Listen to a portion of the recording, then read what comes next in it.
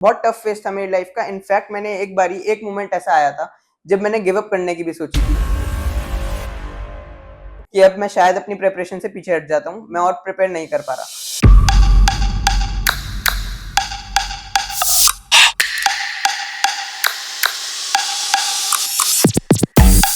Hello everyone, welcome to Max Food Voices, a platform where we celebrate ideas, journey, and excellence. Today, I am Devina Utpal and I have the privilege of speaking with someone who has set an extraordinary benchmark for all of us at Max Food School Rohini. Scoring a perfect 300 on 300 in JEE Mains and securing All India Rank 1, his journey is not just remarkable, it is truly inspiring. Let's deep dive into the conversation with Aditya Gupta. So, when you first saw your exam result, what was your reaction? How excited you were? What were you feeling? I think when I first saw my exam result, मेरा सबसे पहला reaction disbelief था। मैं नंब हो गया था एक बार के लिए। मेरे को सिंक इन होने में टाइम लग गया था उस रिजल्ट। धीरे धीरे मैं उस रिजल्ट से टर्म्स में आया। फिर मैंने अपने पेरेंट्स को बताया, अपने ग्रैंड पेरेंट्स को बताया। मेरे ग्रैंड पेरेंट्स तो इनफैक्ट बहुत ज्यादा इमोशनल हो गए थे उस रिजल्ट को लेकर, तो मैं बहुत ज्यादा एक्साइटेड था उसके। So, were you confident all along the like throughout the journey, or were there any moments of any doubt or uncertainty? Of course ये मतलब 2 ईयर लॉन्ग जर्नी है, तो मेरे को लगता है कि ये जर्नी हर रोज हमारे बिलीफ को चैलेंज करती है। कई दिन ऐसे आते हैं जब हम लो फील कर रहे होते हैं, डिमोटिवेटेड फील कर रहे होते हैं, कुछ क्वेश्चंस हमसे सॉल्व नहीं हो रहे होते, लेकिन वहां पर अपने आप को बैक करना कि हम इस जर्नी में थ्रू हो जाएंगे, वो बहुत डिफिकल्ट होता है। और कहीं ना कहीं हमारे टीचर्स, हमारे पेरेंट्स, स्कूल टीचर्स हमें बहुत अच्छे से जानते हैं, तो वो हमें बैक करते हैं, हमें मोटिवेट करते हैं। उनका इतना लंबा एक्सपीरियंस है, तो वो जानते हैं क्या सही है क्या गलत है, तो वो हमें हमेशा मोटिवेट करते हैं और हमारी जर्नी में हमें आगे प्रोपेल करते हैं। So, you said that you were demotivated, hmm. but what was that one thing that kept you felt motivated throughout the journey? I feel कहीं ना कहीं सेल्फ बिलीफ एक बहुत इंपॉर्टेंट चीज थी जिसने मेरे को मोटिवेट किया थ्रू आउट द जर्नी। जब भी मैं डिमोटिवेटेड फील होता था, मैं अपने टीचर्स से बात करता था, अपने पेरेंट्स से बात करता था, तो वो मेरे को कहीं ना कहीं गाइड करते थे और मुझे समझाते थे कि श्री कृष्ण से बड़ा गुरु तो कोई भी नहीं है। उन्होंने भगवत गीता में बोला है कि फल की चिंता मत करो, कर्म करते जाओ। हमारा कंट्रोल ही नहीं है फ्रूट्स पे, तो हमें अपने सिर्फ एक्शंस करने चाहिए और अपने एफर्ट्स देने चाहिए जो हम बेस्ट कर सकते बहुत अच्छी बात बोली आपने। तो like there is one question that I think everybody wants to ask you, that how did you manage your studies, like your school subjects with the JEE prep? I think सबसे पहले तो इन सब चीज़ों को मैनेज करने में कहीं ना कहीं प्रिंसिपल मैम का, स्कूल टीचर्स का, स्कूल के सपोर्ट स्टाफ का बहुत बड़ा रोल रहा। उन्होंने मेरे को सही गाइडेंस दी टाइम मैनेज करने में between CBSE and JEE mains. उसके बाद मेरे को लगता है कि कहीं ना कहीं आप कुछ भी कर रहे हो, कोई भी स्ट्रीम फॉलो कर रहे हो, कोई भी प्रोफेशन फॉलो कर रहे हो, तो हर चीज का जो कोर है वो बिल्कुल सेम रहता है, डेडिकेशन और और अपने कॉन्सेप्ट्स क्लियर रखो। अगर आपके कॉन्सेप्ट्स क्लियर है तो हर फील्ड में एक्सेल करना बहुत इजी हो जाता है। तो like I want to ask you that like आपका ये ड्रीम कब हुआ कि like you'll do JEE, you want to go into engineering, like ये सब आपका ड्रीम कब सेट हुआ? मेरे को शुरू से ही ऐसा बताया गया, मेरे पेरेंट्स मेरे को बताते हैं कि मैं शुरू से एक क्यूरियस चाइल्ड था। मेरे को कहीं ना कहीं शौक था बुक्स पढ़ने का, ऐसी बुक्स पढ़ने का जिसमें फैक्ट्स होते थे, जिसमें क्वेश्चंस एंड आंसर्स होते थे, तो वो बुक्स पढ़ने का शौक था। धीरे धीरे मेरे को पता चला था डॉक्टर एपीजे अब्दुल कलाम के बारे में, तो उन्होंने मेरे को कहीं ना कहीं इंस्पायर किया कि अगर आप बड़े बनो और सिर्फ मनी के पीछे ना भागो, बल्कि एक अपनी सक्सेस के पीछे भागो, अचीवमेंट्स के पीछे भागो, ड्रीम के पीछे भागो, तो आप सोसाइटी के लिए कितना बड़ा कंट्रीब्यूशन कर सकते हो। फिर मैंने धीरे धीरे पता किया कि अगर मेरे को साइंस में आगे बढ़ना है तो मेरे को क्या करना है। तो मेरे को पता चला कि अगर मैं जेई दूंगा तो मैं कहीं ना कहीं आईआईटीज पहुंच पाऊंगा, अपने ड्रीम कॉलेजेस में पहुंच पाऊंगा, और वहां से फिर आगे की जर्नी मैं ढंग से सोसाइटी में बेटर तरीके से कंट्रीब्यूट कर पाऊंगा। राइट। तो लाइक वन मोर थिंग कि जैसे टाइम मैनेजमेंट बहुत इंपॉर्टेंट चीज होती है, so how did you manage your time with everything, the subjects, your own health and your JEE prep, everything? I think subjects की अगर मैं बात करूं तो फिजिक्स, केमिस्ट्री, मैथ्स। सबसे पहले तो अगर किसी भी एक नॉर्मल स्टूडेंट से पूछोगे तो उसका पहला फोकस होता है फिजिक्स और मैथ्स, क्योंकि वो बहुत इंटरेस्टिंग सब्जेक्ट्स है और उनमें प्रॉब्लम सॉल्व करने में बच्चों को मजा आता है। लेकिन कहीं ना कहीं ऐसा लगता है कि उस सब रेस में केमिस्ट्री पीछे रह जाती है, जबकि केमिस्ट्री सबसे इंपॉर्टेंट सब्जेक्ट है अगर हमें सिर्फ स्कोर चाहिए तो। क्योंकि केमिस्ट्री इतनी खासकर इनऑर्गेनिक केमिस्ट्री इतनी कॉन्सेप्चुअल नहीं है, वो थोड़ी मेमोराइज, चीजों को मेमोराइज करने पे बेस्ड है। तो अगर हम चीजों को ढंग से मेमोराइज कर लेते हैं तो एग्जाम में उसके क्वेश्चन जल्दी से कन्वर्ट होते हैं और हमारे अंदर एक कॉन्फिडेंस आता है जब उसके क्वेश्चंस कन्वर्ट होते हैं। तो मेरे को लगता है कि लास्ट का जो मैंने टाइम था ना, वो मैंने कोशिश किया कि मैं ज्यादा से ज्यादा टाइम केमिस्ट्री को कंट्रीब्यूट कर पाऊँ, खासकर इनऑर्गेनिक केमिस्ट्री को दे पाऊँ, ताकि चीजें मेमोराइज हो और लास्ट में जो चीजें करते हैं वो मेमोरी में अच्छे से बैठ जाती है।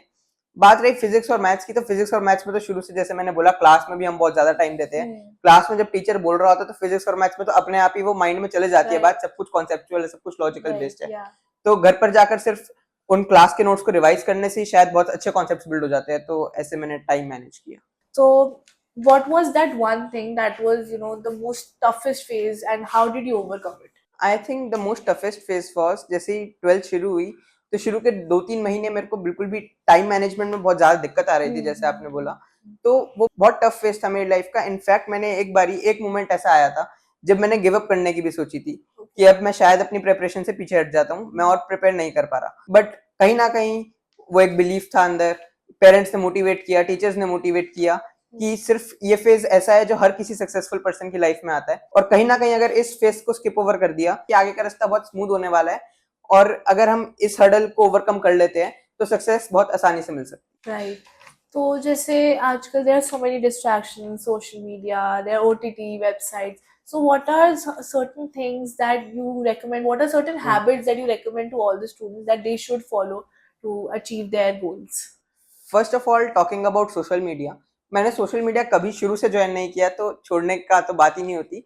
मैंने इसलिए ज्वाइन नहीं किया, मेरे को ऐसा लगता है कि हम दूसरों के ओपिनियन से जब इफेक्ट होना शुरू कर देते हैं तो हम कहीं ना कहीं अपनी मेंटल स्टेट को डैमेज कर देते हैं, और वो बहुत ज्यादा बड़ा रोल प्ले करता है। जब हम सोशल मीडिया पे होते हैं तो शायद हमारा सारा ध्यान ही इस तरफ होता है कि कोई हमारी पोस्ट को लाइक करेगा, कोई हमारी पोस्ट पे कमेंट करेगा, किसी का नेगेटिव कमेंट आएगा तो हम उसको रिप्लाई देंगे। वो बहुत ज्यादा फोकस डिस्ट्रैक्ट करता है हमारा। और बाकी यूट्यूब एक शायद डिस्ट्रैक्शन थी, जब हम वीडियोस प्ले करते हैं या जैसे शॉर्ट्स का कल्चर आया ना यूट्यूब पे, तो हम चीजों को स्वाइप करे जा रहे हैं। वहां से फिर मैंने यूट्यूब डिलीट कर दिया था, मेरे को शॉर्ट्स डिसेबल करने का कोई ऑप्शन नहीं मिला, तो मैंने यूट्यूब उसके बाद डिलीट कर दिया। मैं टेलीविजन पर जरूर यूट्यूब देख लेता था अपने फ्री टाइम में, बट हाँ, डिस्ट्रैक्शंस का यही था।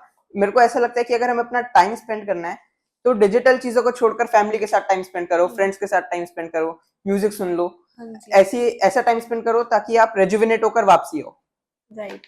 तो what are the habits that you would like to suggest, कि ऐसी कोई 3-4 हैबिट्स जो स्टूडेंट्स को फॉलो करनी ही चाहिए? सबसे पहली हैबिट तो मैं यही कहूंगा, डिसिप्लिन। आप सुबह जल्दी उठो। मैं पर्सनली इस चीज के फेवर में नहीं हूँ कि आप रात को लेट तक पढ़ो और फिर सुबह लेट उठो। मैं इस चीज को फेवर नहीं करता, बट ठीक है, जैसे जिसको कंफर्टेबल हो, अपना कंफर्ट जोन भी नहीं छेड़ना चाहिए। दूसरी बात मैं कहना चाहूंगा कि हार्डवर्क, एक डेडिकेटेड हार्डवर्क, एक ऑनेस्ट हार्डवर्क बहुत जरूरी है। आप वो काम करो जिसमें आपको मजा आता है, तभी आप उसमें हार्डवर्क कर पाओगे। मतलब मेरे को नहीं लगता ये पॉसिबल है कि कोई 2 साल तक सिर्फ इसलिए मेहनत कर रहा है कि उसको रिजल्ट चाहिए। उसको पढ़ने में मजा आना चाहिए, या आप जो भी स्ट्रीम कर रहे हो आपको उसमें मजा आना चाहिए, तभी आप एक डेडिकेटेड एफर्ट दे पाओगे कहीं ना कहीं। तो एक पैशन होना चाहिए अपनी स्ट्रीम को लेकर। तीसरा मैं कहना चाहूंगा कि कहीं ना कहीं अपने पेरेंट्स की, अपने ग्रैंड पेरेंट्स की, अपनी फैमिली की, और अपने सबसे मोस्ट इंपॉर्टेंटली अपने टीचर्स की जरूर सुनो, क्योंकि उनका बहुत सालों का एक्सपीरियंस है, वो हमें बहुत अच्छे से जानते हैं। तो वो जो भी एडवाइस दे रहे हैं वो जरूर हमारे भले के लिए दे रहे हो सकता है उस समय हमें वो एडवाइस बहुत अच्छे से समझ ना आ रही हो, हम उसके सपोर्ट में ना हो, लेकिन अगर हम उसको फॉलो करेंगे तो लॉन्ग रन में कहीं ना कहीं उससे हमारा फायदा होता है। लास्ट में यही कहूंगा कि हमें अनहेल्दी कंपटीशन में बिल्कुल भी नहीं पढ़ना चाहिए, वो हमारी स्टेट ऑफ माइंड को पूरी तरह से डैमेज कर देता है। हम जिसके टुवर्ड्स जेलसी रख रहे हैं उसका तो कोई नुकसान नहीं होता, लेकिन हमारा नुकसान होता है, इसलिए हम देखेंगे तो उसका नाम जेलसी है, हम बर्न होते हैं अंदर से। सो कहीं ना कहीं अनहेल्दी कंपटीशन में नहीं पढ़ना चाहिए, एक हेल्दी कंपटीशन रखो, दूसरों के एफर्ट से सीखो, इंस्पायर हो, लेकिन कंपटीशन मत रखो, रिजल्ट्स से इंस्पायर मत हो, उनके एक्शन से इंस्पायर। मुझे आपने जो बोला that is actually I think every student should hear this in their journey whatever they are preparing for. तो एक कोई पूछना था कि व्हाट ऐसी कौन सी एडवाइस है जब कोई स्टूडेंट्स प्रिपेयर कर रहे हैं, वो आपकी स्ट्रैटेजी क्या थी while preparing for JEE prep since the start till the very and? I think मेरी एक ही स्ट्रैटेजी थी ड्यूरिंग जेईई, वो ये थी कि कोशिश करो, हमारा ज्यादातर कंसंट्रेशन या फोकस किस चीज पे होता है कि ज्यादा से ज्यादा क्वेश्चंस कर लूं, मैं इधर से भी क्वेश्चंस कर लूं, उधर से भी क्वेश्चंस कर लूं। नहीं, मेरे को ऐसा लगता है कि जब हम क्लास करके आते हैं, हमारा फर्स्ट फोकस होना चाहिए कि अपने क्लास नोट्स को, अपने कॉन्सेप्ट्स को अच्छे से रिवाइज करो। जब तक वो मेमोराइज ना हो, आगे क्वेश्चंस पे मूव ऑन मत करो। और एक बार अगर क्वेश्चंस पर अगर आपने मूव ऑन कर लिया तो आप सिर्फ एक ही चीज को फॉलो करो, कुछ क्वेश्चंस करो, उनको सिलेक्ट करो और उन्हीं क्वेश्चंस को बार बार रिपीट करो, ताकि उनके कॉन्सेप्ट्स आपके माइंड में स्टिक हो जाए। आप बार बार अगर भागोगे, क्वेश्चंस को चेस करोगे कि मैं ये भी क्वेश्चन कर लूं, ये बुक पढ़ लूं, वो बुक पढ़ लूं, तो आई थिंक कि माइंड के लिए बहुत मुश्किल हो जाता है सब कुछ मैनेज करना। तो हमें एक ही चीज पे फोकस करना है। That's really nice. तो अब मेरे को जो आपके स्कूल में आपकी टीचर्स थी, आपकी जो फैमिली थे, तो उनका क्या पार्ट रहा आपको आपकी through out your journey support करने में? बिल्कुल सही बात है कि ये जर्नी सिर्फ मेरी नहीं है, ये एक टीम एफर्ट है, ये पूरी टीम ने मेहनत की है, तब जाकर ये रिजल्ट कहीं ना कहीं हमें दिखा है। सबसे पहले अगर मैं बात करूं पेरेंट्स की, तो पेरेंट्स ने मेरे को शुरू से फ्रॉम डे वन मेरा जो डिसीजन होता था वो फाइनल होता था। उन्होंने मेरे डिसीजन में कभी इंटरफेयर नहीं किया कि मैं कौन सी स्ट्रीम चूज कर रहा हूँ, मैं क्या कर रहा हूँ, मैं अपना टाइम कैसे स्पेंड कर रहा हूँ, उन्होंने उस चीज में कभी इंटरफेयर नहीं किया। दूसरी बात, जब भी मैं थोड़ा डाउन होता था, जब भी मेरा रिजल्ट थोड़ा डाउन आता था, तो वो कोशिश करते थे कि वो मेरे को मोटिवेट करे, और वो मेरे को ये समझाते थे कि हैप्पीनेस ही सब कुछ है, अगर आप खुश हो तो आप चीजों पे ज्यादा कॉन्सेंट्रेट करोगे और आप बेटर परफॉर्म करोगे। बात रही टीचर्स की, टीचर्स ने तो, मैं इतने सालों से स्कूल में हूँ, तो टीचर्स ने तो मेरे को बहुत कुछ सिखाया। सबसे पहले अगर मैं बात करूँ तो डिसिप्लिन की, सुबह सुबह जल्दी स्कूल आना। अगर हमारी ड्रेसिंग सेंस में थोड़ी सी भी इरेगुलरिटी है तो हमें जनरली ऐसा लगता है कि टीचर्स, इन चीजों से क्या फर्क पड़ता है, टीचर्स हमें क्यों रोक रही है, but in the long run मेरे को ऐसा लगता है कि वो कहीं ना कहीं एक डिसिप्लिन बिल्ड करता है। डिसिप्लिन एक हैबिट होती है, तो वो उस हैबिट को बिल्ड करता है। दूसरी बात अगर मैं कहूँ तो जो कॉन्सेप्ट्स होते हैं, टीचर्स, मैं देखता हूँ कि यहाँ पर टीचर्स ज्यादातर फोकस कॉन्सेप्ट्स पे करते हैं। जैसे फिजिक्स की टीचर थी हमारी दिव्या मैम, दिव्या मैम ज्यादातर ट्राई करती थी, एफर्ट देती थी कि जो बच्चे हैं वो आकर प्रॉब्लम बोर्ड पे सॉल्व करें, या फिर वो आकर प्रॉब्लम बोर्ड पे कॉन्सेप्ट समझाए। तो मेरे को ऐसा लगता है कि कहीं ना कहीं वो एक कॉन्फिडेंस बिल्ड करता है हमारे अंदर। और ये कहा जाता है कि जो अच्छे से टीच कर सकता है, अगर आपने कोई कॉन्सेप्ट टीच करना सीख लिया तो आपकी उस कॉन्सेप्ट में मास्टरी हो गई। अगर मैं बाकी टीचर्स की बात करूँ तो कोमल मैम थी। कोमल मैम की हमेशा कोशिश रही कि केमिस्ट्री को वो बहुत एक फन तरीके से पढ़ाती थी, और वो उन 40 मिनट्स की क्लास सबसे इंटरेस्टिंग होती थी कोमल मैम की, क्योंकि उनकी बीच बीच में एक पर्सनल डिस्कशंस होती थी, वो हमसे हमारे ओपिनियंस लेती थी, हमारी लाइफ के बारे में जानती थी। वो ऐसा हमें फील करवाती थी जैसे हम एक फ्रेंड के साथ पढ़ रहे हो, तो कहीं ना कहीं उनका एक पर्सनल कनेक्ट हमारे साथ रहता था। लास्ट ऑफ ऑल अगर मैं बात करूँ तो जो हमारी प्रिंसिपल मैम है, ऑनर प्रिंसिपल मैम का एक बहुत बड़ा रोल रहा। उन्होंने कहीं ना कहीं शुरू से ही मेरे को बुलाया था, मेरे पेरेंट्स को बुलाया था, उन्होंने एक मेरे को एडवाइस दी कि आप अपना टाइम टेबल बनाओ। तो जैसे मैंने उनको बोला भी कि इतना स्ट्रिक्ट शेड्यूल है, तो टाइम टेबल कहीं ना कहीं मेरे को ऐसा लग रहा है कि मैं मैनेज नहीं कर पाऊंगा इतना डिसिप्लिन्ड और इतना हार्डकोर टाइम टेबल। उन्होंने मेरे को बोला नहीं, आप एक बार बनाकर देखो, और अगर छोटी छोटी फ्लेक्सिबिलिटी हो तो आप ले सकते हो उस टाइम टेबल से। तो बहुत अच्छी एडवाइस थी, एक बहुत अच्छा एनवायरनमेंट था, एक बहुत अच्छा पीयर ग्रुप था। पीयर ग्रुप का बहुत इंपॉर्टेंट रोल होता है, क्योंकि अगर पीयर ग्रुप कॉम्पिटिटिव हो, पीयर ग्रुप, सारा पीयर ग्रुप आपके आसपास एफर्ट दे रहा हो, तो आपको कहीं ना कहीं मोटिवेशन मिलती है एफर्ट देने की। तो आई थिंक ये सबका टीम एफर्ट था, और रिजल्ट अब दिख रहा है सब। We all are very proud of you. So जैसे जैसे बहुत सारे स्टडी मेथड्स होते हैं, there is 80-20 rule, then you have कभी कोई ग्रुप स्टडी कर रहा है, कोई सेल्फ स्टडी कर रहा है, so what do you, in your opinion best method है पढ़ाई करने का, like what really helped you to achieve this goal? I don't think, जैसे मैंने बोला कि कोई भी चीज करने का मेथड नहीं होता, सिर्फ आप जो आपको सही लग रहा है, जिस कंफर्ट जोन में आप अपने कंफर्ट जोन के अकॉर्डिंग चीजों को करो। लेकिन हाँ, मैं हमेशा बोलता हूँ कि चीजों का कोर सेम रहता है। आप डेडिकेटेड एक एफर्ट दो और चीजों के कॉन्सेप्ट्स को समझो, उसकी हर क्वेश्चन, एक ही क्वेश्चन करो तो 100 क्वेश्चन करने की एबिलिटी आती है, तो कहीं ना कहीं वो समझो। Thank you so much for sharing your journey with such honesty and depth.